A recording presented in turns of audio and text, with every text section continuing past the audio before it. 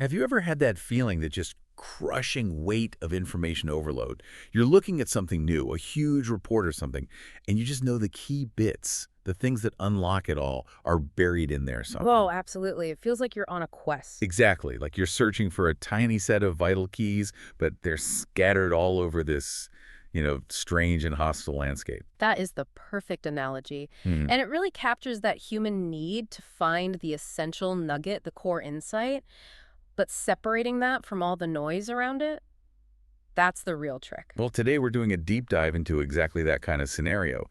Our source material isn't a dry academic text. It's this incredibly rich, really detailed narrative about a grand, multi-stage quest across a planet called Marinus. Right, and it's a forced quest, which is key. It's basically an interstellar scavenger hunt where our travelers are blackmailed into finding 5 unique microcircuits. These are the Keys of Marinus, and they're the only thing that can restore this ancient technological marvel.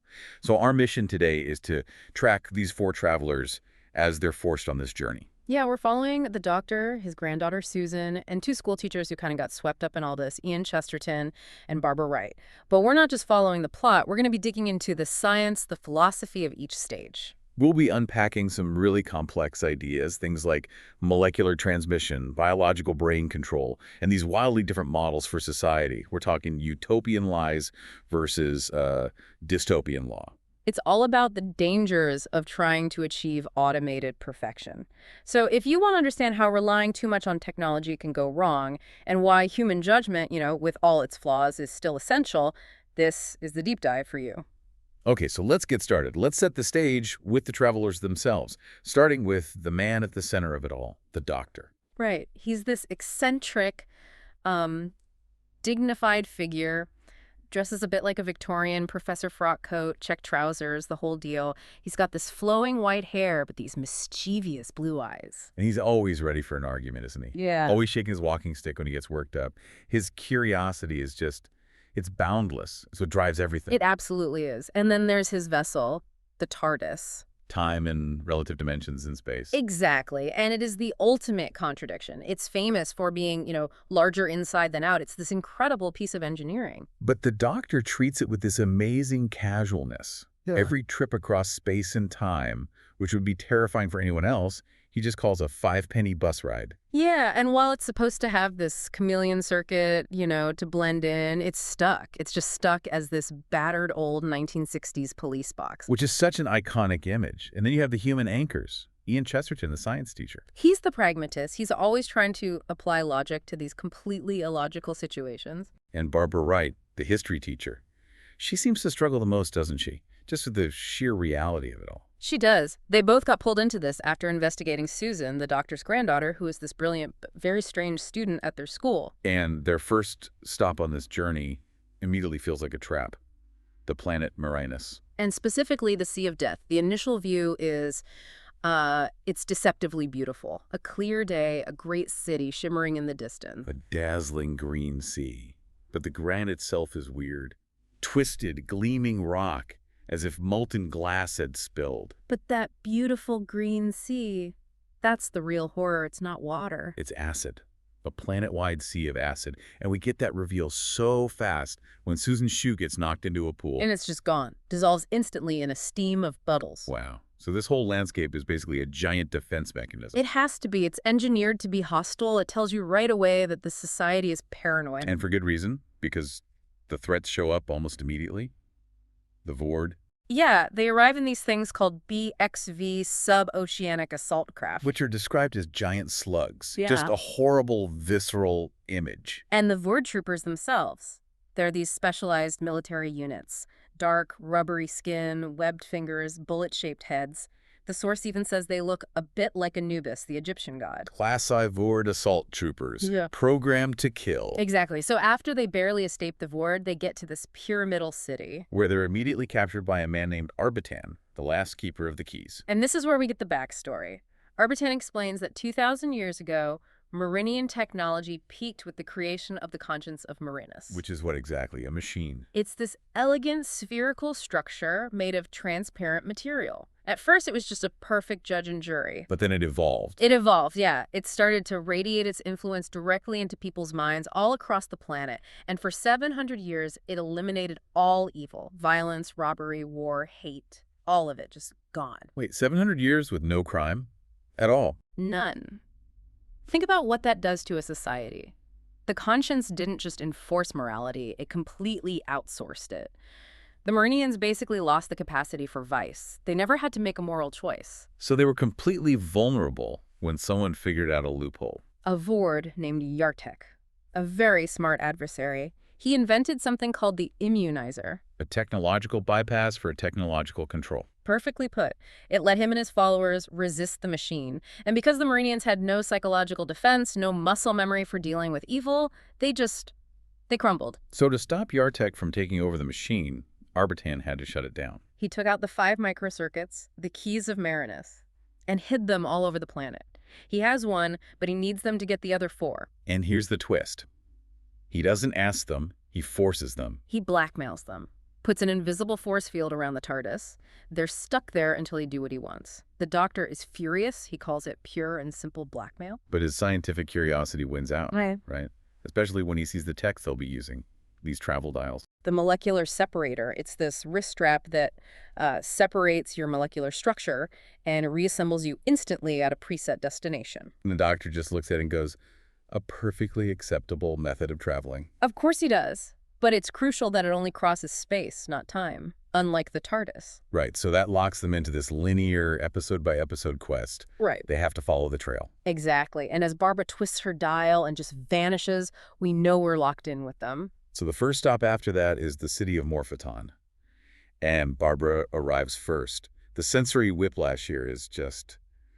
it's incredible. It really is. She goes from a desolate acid sea to this enormous, luxurious banquet hall. Fluted marble columns, rich silks, fountains, and the food. Truffles, pomegranates, just platters of it. It's called the Velvet Web for a reason. It's designed for overwhelming, immediate pleasure, to trap you in comfort. And the people there, led by this young man Altos, they claim to be the most contented in the universe. They say they deny their people nothing. And that's the bait, guaranteed contentment, and it even works on the Doctor for a minute.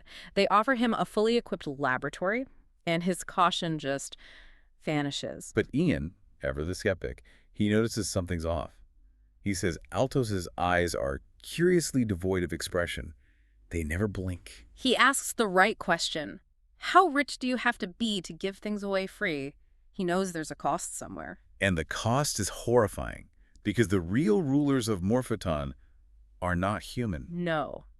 The real hosts are 4 large, pulsating brains, housed in glass domes like something out of a Victorian museum display. Kept alive by rubber tubes with these giant luminous eyes. It's a technological nightmare. And they control everyone using these little metal discs called mesmeron discs. They place them on the foreheads of new arrivals, and it induces this deep hypnotic trance. It makes them see splendor and luxury where there's only squalor. It's a total reversal of the utopian dream. The ultimate power here isn't what the people have, it's the absolute control the brains have over them. They've traded their bodies for intellectual immortality, and now they use human bodies as, flexible tools. They even boast about it, saying the human body is the most flexible instrument in the world. But Barbara, she manages to resist it. Yeah, she was only dozing fitfully, so she woke up and took the disc off, and the second she does, the illusion just collapses. The beautiful hall becomes dank, dripping walls.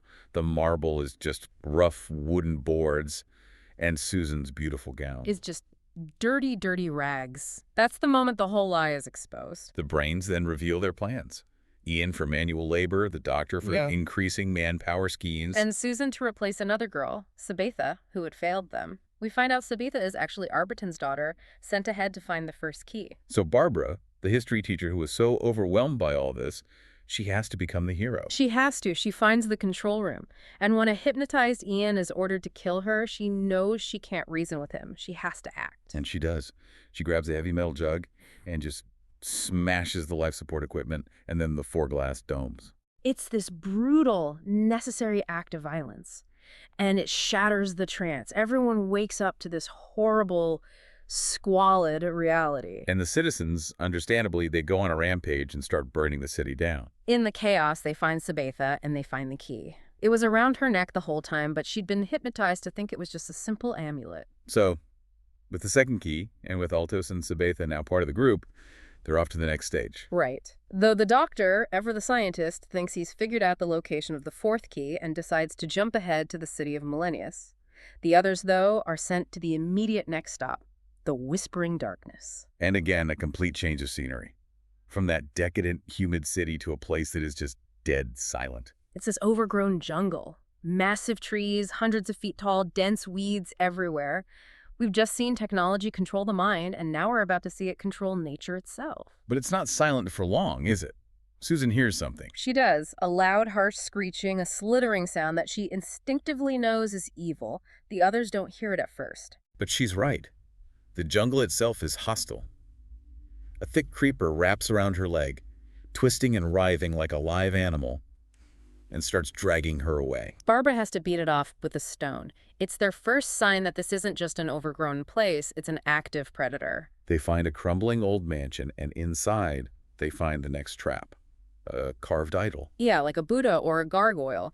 And it's holding this dazzling array of jewels and what looks like the third key. Classic bait. Barbara grabs for it. And the idol's arm snapped shut, and it revolved into the wall, trapping her inside. She manages to throw the key out before she's sealed in. But here's the big twist. It's a fake. Sabetha looks at it and says, it's an imitation. It's slightly shorter than the real ones. So all that, and it wasn't even the real key. Yeah. Someone beat them to it and left a decoy. Which means they now have to find the real key, hidden somewhere deeper inside this hostile, collapsing mansion.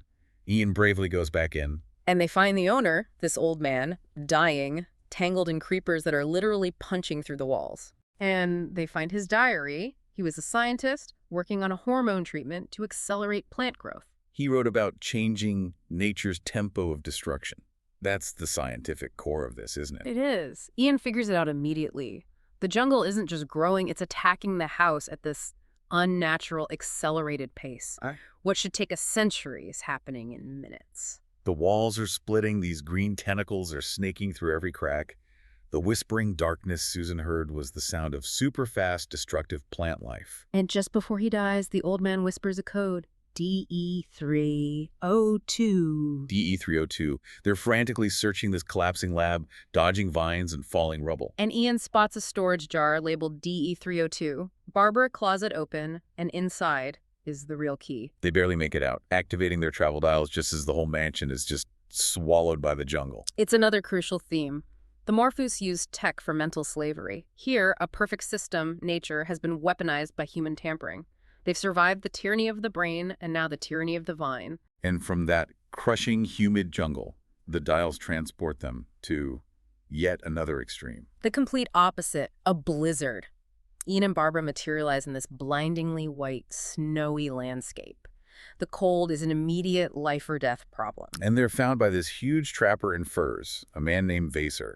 He seems like a savior at first. At first, but he represents this really primitive, opportunistic kind of evil. It's not a grand technological scheme. It's just raw self-interest. He immediately extorts Ian's travel dial in exchange for warm clothes. And he's constantly talking about the wolves.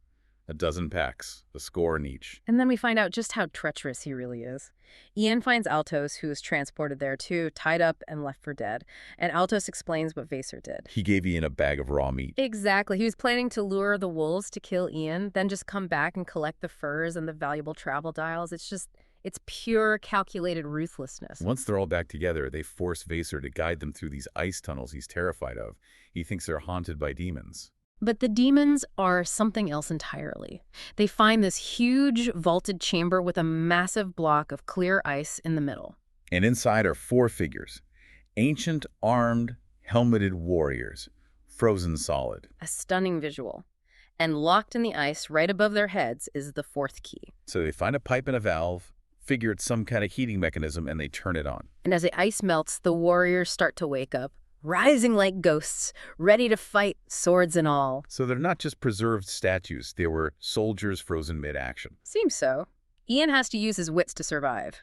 He breaks an ice bridge to send one warrior falling into a chasm and drops a huge chunk of ice to block the tunnel and trap the others. They escape with the 4th key.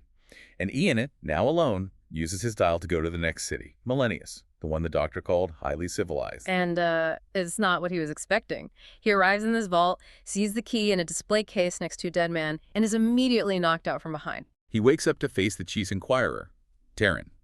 And this is where we get the next big philosophical test, the legal system of Millennius. It is chillingly inverted. Terran doesn't question Ian, he informs him. He tells him he is already guilty of murder. Guilty until proven innocent. The burden of proof is entirely on the accused. Terran's logic is just devastatingly simple. You were found next to the body, the weapon was next to you, you're a stranger, therefore you're guilty. End of story. Any attempt to argue just makes it worse. If he suggests a second man, they just assume it was an accomplice. They've replaced human judgment with all its nuance and doubt with this rigid, automated adherence to circumstantial evidence. They've perfected law into a machine that can't comprehend innocence. And the trial is a formality. The judges declare him guilty, sentenced to be carried out in 3 days. It's pure logical cruelty. And just when things look hopeless, the doctor arrives. Right. He uses his own dial, materializes in Millennius, and immediately appoints himself defense counsel. And he starts to play their own system against them. He knows they're obsessed with procedure and paperwork. So he uses that to buy time. He demands to read all the statements, examine all the witnesses, and because murder is so rare there, they actually grant it. He gets 2 days. His whole defense hinges on the final key, which went missing from the vault. Terran insists it couldn't have left the room because of these Orza ray scanners. So it's a classic locked room mystery. And the doctor's theory is that the murder was just a cover for the theft. He figures there had to be a third person involved, the relief guard, Adon. He thinks Adon killed the first guard, hid, knocked Ian out, took the key, and then pretended to be the first one on the scene. It's brilliant. It shows the flaw in their perfect security system. The scanners checked people coming and going, but not someone who was already inside. And when they press him on where the key is hidden, he just says it's elementary, but he refuses to tell them. Because he knows their system. If he reveals the location, they'll just convict Ian for hiding evidence anyway. So he sends Barbara and Susan to do the detective work, to interview Aiden's wife, Kala. And Susan, in a moment of anger, blurts out that they know where the key is. Which has immediate consequences. Barbara gets an anonymous note. There will be another death if you disclose where the circuit is hidden. The conspiracy is active and it's watching them. Then Susan gets kidnapped. She manages to whisper down the phone to Barbara, "They're going to kill me." They rush back to Kala's apartment, and Kala makes a slip. She reveals she knew something she couldn't have known unless she was part of the kidnapping. And they find her holding a gun to Susan's head, ready to kill her on orders from an accomplice. They manage to subdue her, but even then, she tries one last desperate lie, naming Ian as her partner in crime. But the doctor has anticipated all of this. He knows the real mastermind will be getting desperate and will have to make a move to get the key before Ian is executed. He set a trap. And the person who walks right into it is Eisen, the prosecuting counsel. The prosecutor himself. He's caught red-handed, breaking into the evidence locker to get the murder weapon, the mace. Which is where the key was hidden the whole time. It's the perfect reveal. The doctor opens up the spiked ball of the mace, and it splits in half like a grapefruit. And there's the microcircuit. His logic was perfect. Everyone and everything that went in or out of that vault was checked. Everything except this. The murder weapon itself was the container. The man charged with upholding the law was twisting it for his own gain. It's the ultimate proof that a system without human discretion, a system built on pure logic, is just as vulnerable to corruption as any other, maybe even more so. So with Ian free, their attention turns back to Yartek and the main quest. But things there have been spiraling out of control. Right. Yartek has captured Altos and forced him to reveal that the doctor has the final key. He's killed Arbitan, and he thinks his moment of triumph is at hand. He's going to reactivate the conscience and become this untouchable godhead. But he doesn't know about Ian's final, brilliant move.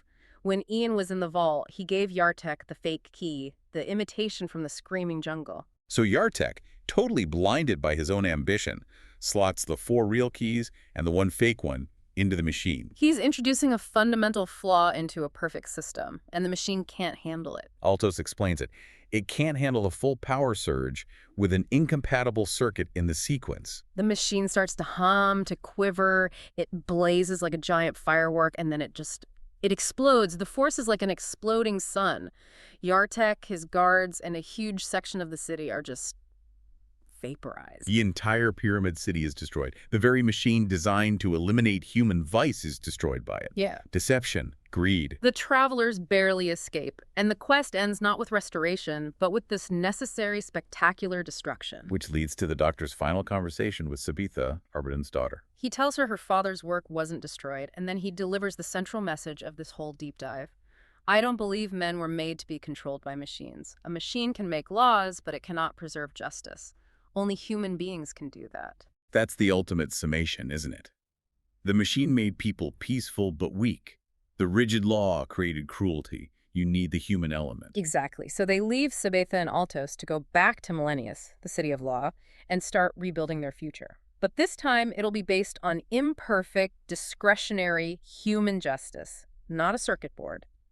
So this whole journey has just shown this incredible spectrum of societal dangers. But they all came from the same place, really. The desire to use technology to get rid of human flaws. Yeah, from the mental slavery of Morphoton's false paradise to the weaponized nature of the screaming jungle. And then that chilling legal system in Millennius, where logic made you guilty by default. And even that was manipulated by a human villain because it lacked, basic human discretion. I think the ultimate nugget of knowledge here is that any technology you design to eliminate human flaws is always going to be vulnerable to human vice.